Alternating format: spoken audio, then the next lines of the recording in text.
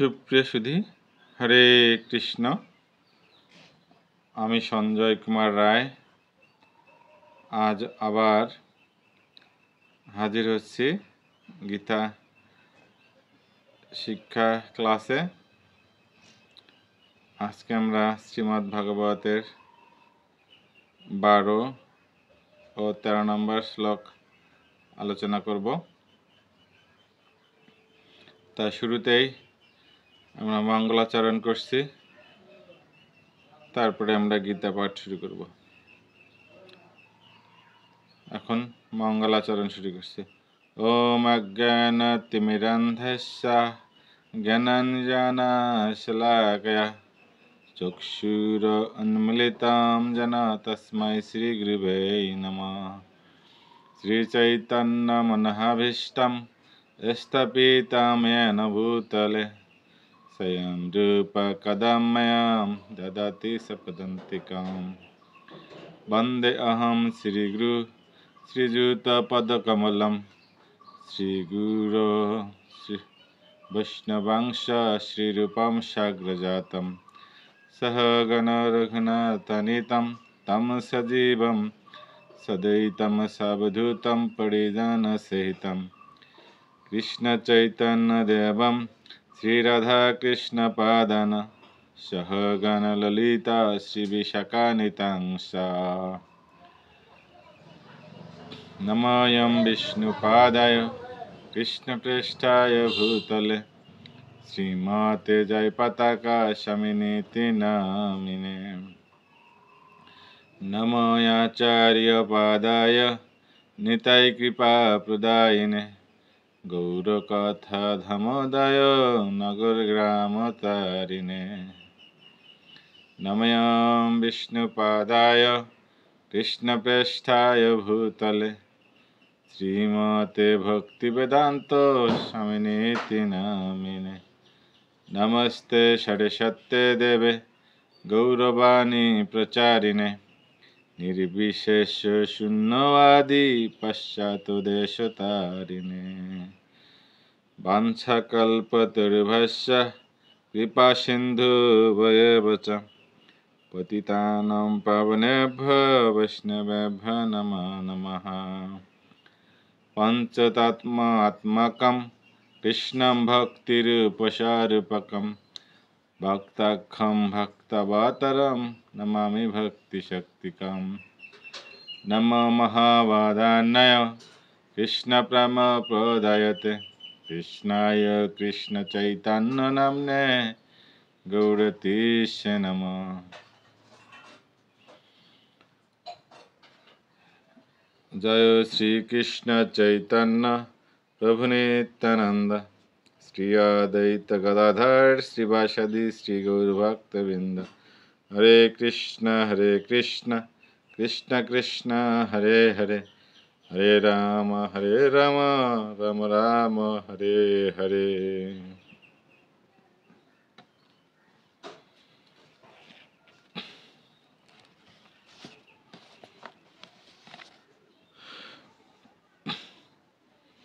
जय राधा माधव जय कुंज बिहारी जय गोपीजन वल्लभ गिरिवरधारी यशोदानंदन व्रज जनरंजन जमुनातीरवनचारी। जय राधा माधव जय कुंज बिहारी। हरे कृष्णा कृष्ण कृष्ण हरे हरे हरे राम राम राम हरे हरे हरे कृष्णा कृष्ण कृष्ण हरे हरे हरे राम राम राम हरे हरे। ওম নমো ভগবতে বাসুদেবায়। ওম নমো ভগবতে বাসুদেবায়। ওম নমো ভগবতে বাসুদেবায়। শ্রীমদ্ভগবদ্গীতা প্রথম অধ্যায় বিষাদিয়োগ শ্লোক 12। তস্য ছঞ্জনায়ন হর্ষকুরুবৃদ্ধ পিতামহ সিংহনাদাম বিনাদশ্চ শঙ্খদধমৌ প্রতাবন। আবারও পড়ছি 12 নম্বর শ্লোক। তস্য ছঞ্জনায়ন হর্ষম কুরুবৃদ্ধ পিতামহ সিংহনাদম বিনাদশ্চ শঙ্খদধমৌ প্রতাবন। তস্য মানে তার, সঞ্জনায়ন মানে বর্ধিত করে, হর্ষম হর্ষ, কুরুবৃদ্ধ কুরুবংশের মধ্যে বৃদ্ধ, পিতামহ পিতামহ ভীষ্মের কথা বলা হয়েছে, সিংহনাদম সিংহের মতো গর্জন করে, বিনদ মানে কম্পিত করে, উচ্চ অতি উচ্চ নাদে, শঙ্খম শঙ্খ, দধমৌ বাজালেন, প্রতাবান মানে প্রতাপশালী। অর্থাৎ বঙ্গানুবাদ, তখন কুরুবংশের বৃদ্ধ পিতামহ ভীষ্ম দুর্যোধনের হর্ষ উৎপাদনের জন্য সিংহের গর্জনের মতো অতি উচ্চ নাদে তার শঙ্খ বাজালেন। শ্রীল প্রভুপাদ কর্তৃক তাৎপর্য। জয় শ্রীল প্রভুপাদ কি জয়। কুরুরাজ বংশের পিতামহ দুর্যোধনের হৃদকম্প অনুভব করতে পেরে তার স্বভাব সুলভ করুণার বশবর্তী হয়ে তাকে উৎসাহিত করবার জন্য সিংহনাদে তার শঙ্খ বাজালেন। পরোক্ষভাবে শঙ্খধ্বনির মাধ্যমে তিনি তার হতাশাচ্ছন্ন পৌত্র দুর্যোধনকে জানিয়ে দিলেন যে এই যুদ্ধে জয়লাভ করার কোনো আশাই তার নেই, কারণ ভগবান শ্রীকৃষ্ণ ছিলেন তার বিপক্ষে। তবুও ক্ষত্রধর্ম অনুসারে জয় পরাজয়ের কথা বিবেচনা না করে যুদ্ধ করাই তার কর্তব্য, এবং এই ব্যাপারে তিনি কোনো রকম অবহেলা করবেন না, সেই কথা তিনি দুর্যোধনকে মনে করিয়ে দিলেন। এখান থেকে বোঝা যায় যে পিতামহ মহামহিম ভীষ্ম তিনি মনে প্রাণে চান যে পাণ্ডবরা যেন এই যুদ্ধে জয়লাভ করে এবং তারাই যেন এই হস্তিনাপুরে শাসন কার্য বা শাসনভার হাতে তুলে নেয়, কারণ তারা পঞ্চপাণ্ডব সব 5 ভাইয়েই ছিল ধার্মিক, আর দুর্যোধনেরা ছিল অধার্মিক। আর ধর্মের প্রতিষ্ঠার জন্যই মূলত মহামহিম ভীষ্ম এটা চেয়েছিলেন, মনে প্রাণে চেয়েছিলেন। যাক, আমরা এখন 13 নম্বর শ্লোক পাঠ করব। শ্লোক 13। তত্ত্বসংখ্যা চ ভের্জিয় স পানবানক গোমুখ সাহসয়েব অভয়ানন্তস্য শব্দতুমুলয়ভবৎ তৎসংখ্যাশ্চ ভের্যস্য পানবানক গোমুখ সাহসায়েব অভয়ানন্তস্য শব্দতুমুলয়ভবৎ।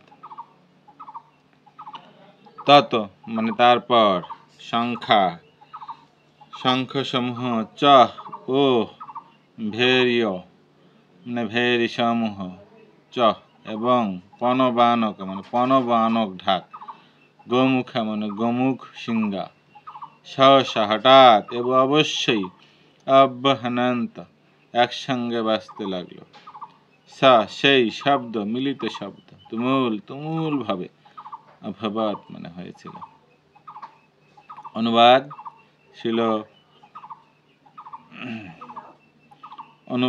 তারপর শঙ্খ ভেরি পনবানক ঢাক ও গমক সিংহাসমূহ হঠাৎ একত্রে ধ্বনিত হয়ে এক তুমুল শব্দের সৃষ্টি হলো। যখন আমরা এখন বুঝতে পাই, যখন মহামহিম ভীষ্ম শঙ্খ বাজালেন, তারপরে একে একে সবার শঙ্খ, ভেরি, পণবানক, ঢাক, গমক সব সিংহাসমূহ হঠাৎ করে একত্রে ধ্বনিত হয়ে এক তুমুল শব্দের সৃষ্টি হলো। কারণ মহামহিম ভীষ্ম ছিলেন কি একজন ধার্মিক, এবং শুধু ধার্মিক নয়, ভগবানের সবচেয়ে বড় ভক্ত। কিন্তু খাট্ট ধর্ম মানতে গিয়ে তিনি ভগবানের বিরুদ্ধে যুদ্ধে লিপ্ত হন। কিন্তু তিনি মনে প্রাণে চেয়েছিলেন যেন তিনি এই যুদ্ধে পরাজিত হন। কারণ ভগবানের সাথে যেই যুদ্ধ করুক না কেন, এটা দুঃসাহস ছাড়া আর কিছু নয়। তাই তিনি বুঝতে পেরে দুর্যোধনের মূর্খামিকে সহ্য করে এই যুদ্ধে নেমেছিলেন। কারণ তিনি